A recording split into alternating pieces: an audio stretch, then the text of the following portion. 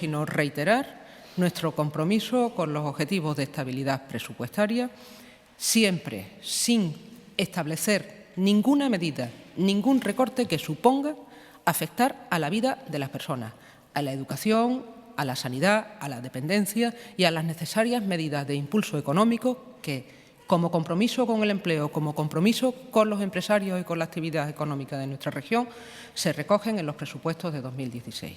Reiteramos nuestra disconformidad con el reparto del objetivo de déficit que establece el Estado, que es injusto y desequilibrado respecto de las comunidades autónomas. Cumpliremos la ley sin sacrificios para las personas y, además, pedimos e insistimos en la necesidad de flexibilizar el cumplimiento de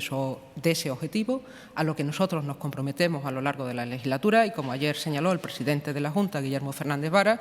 nos comprometemos para ello a que toda la financiación extra que nos llegue se destinará a consolidación del déficit, no a nuevo gasto. Y hago desde aquí un llamamiento a la responsabilidad de todos, también a la responsabilidad del Gobierno de la Nación con Extremadura y con los extremeños, porque en el cumplimiento de las obligaciones legales que incumplen al Reino de España, el Gobierno de la Nación no puede actuar irresponsablemente como ha actuado.